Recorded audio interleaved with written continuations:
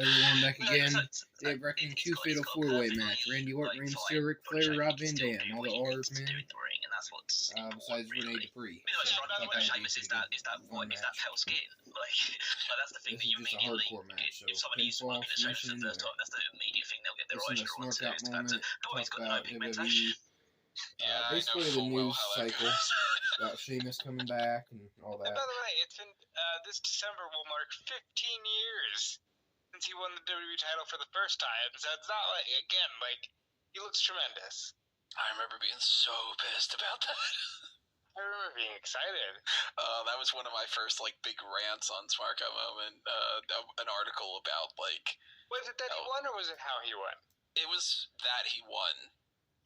Because I was like, this is ridiculous that they're pushing this guy so far, so fast, and like cramming him down our throats just because he's a Triple H guy kind of thing. And I wasn't buying Sheamus until I think he had won like the US title or so, and he started working on like Raw or whatever.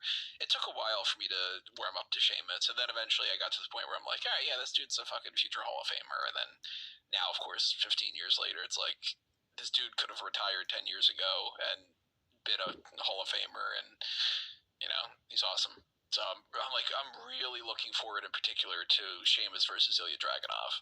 That match is going to kick so much ass. So, at least for me with Sheamus, I started out as a major fan because I'm always just excited whenever, like, okay, new guy, we can make a new guy. I really didn't like him during that I'm the babyface, I'm going to fight Del Rio 9 months straight. Yeah, that was really tough. That was not my era. And then once he did the bar, I was like, oh, Sheamus is great, and he's been great ever since. To this day, I still, if somebody says something about the bar, I just think, we are the bar. It's just like, it's never going to go away. But,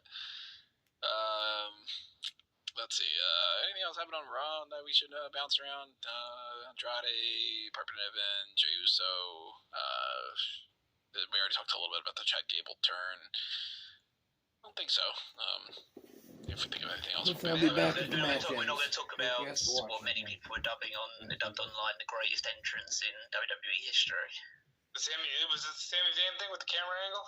Yeah. Yeah, that was so fucking good. Yeah. Essentially, one continuous camera shot for, what was it, like 4 or 5 minutes, something like that. Because you had Jey Uso just leaving the building. And shoving a fan out of the way for some reason. No, because the fan wanted a selfie, and he was like, we got time to, hit. Yeah, get the fuck out of the way, dude. He had that moment with Sami, and then they just shot Sami entering the building. That was so fucking great. Yeah, I'm loving this post-Kevin Dunn era where they're like, let's try to do something and see if it's...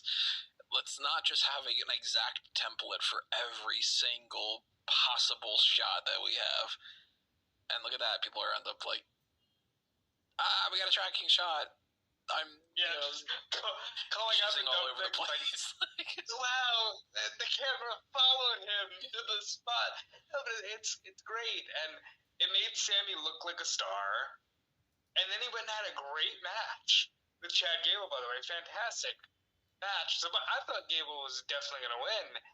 And then once he lost and Gable attacked Sami, you're just like, okay, great. Like, they're doing stuff with people. They're making everything matter, and that's all you can ask for. Look, it doesn't match the star power of The Rock. Of course not, but I'd take this where everybody matters more than, well, we know it doesn't matter, so let's just not even watch, which has been the vibe for a long time now. Yeah, so I'm digging that. As far as NXT is concerned, bouncing around some of this stuff, talk about some spring break-in predictions and everything too. I was kind of confused about why Noam Dar beat Dijak, and I don't know where they're going there, but we got a whole setup thing leading to Lola Vice and Natalya are going to face each other 2 weeks from now in an NXT Underground match. They're going to do a contract signing next week, which, of course, like, woo, contract signings, fucking amazing. Natalya's going to talk. Yeah. Lola Vice is gonna. I'm not thinking Lola Vice on promos either. And she might not talk. She might just gyrate her hips and she goes down herself and shake her hips, and then we're gonna love it. She got a memo of like, just do that incessantly, because when it doesn't call for it, she's just doing that, and I'm like, it's great. It's like her idol pose. The character select screen. Yeah, like you ever just leave, like you leave Sonic just standing there, and he's like looking at you. Taps the foot. What she's doing. Looks at his watch. Yeah. NXT Underground matches, they can be fun though, so maybe that'll be. It's the first women's one. I think it'll be good. I think Natty's gonna go to NXT. I think that she would make so much sense to just stick around there for a while. Yeah.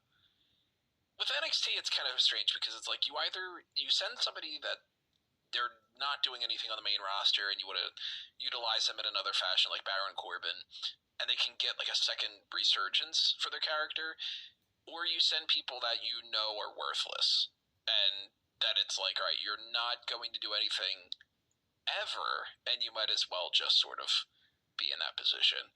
So Natty, she can impart her knowledge to the people that have been, the new people. You can throw in like Otis and stuff that like they're not doing anything super crazy right now where they're going to be missed on the main roster. A lot of people that are kind of stuck in that range we'll talk about next week, but I think that Natty's here for at least a little while. And maybe this Lola Vice thing is just the start of all that, where she's going to start feuding then with like Roxanne a little bit more, or Blair Davenport's got a beach brawl, no disqualification match against Sol Ruka next week. Hey, we love our plastic kiddie pools and our beach balls and all that accoutrement that we'll see next week, and I think Sol Ruka's got to win. It's her match, right? It has to be like, if there's ever going to be a Sol Ruka gimmick match, it's this. You would hope that she would win a beach brawl, yeah, and to get, revenge on Blair after all this time. Like, if Blair just wins, then it's like, okay, where do you go from there? Because I'm assuming that Roxanne Perez is retaining her title. She's going up against both Lyra Valkyria and Tatum Paxley, and starting a little like feud kind of with Ava, where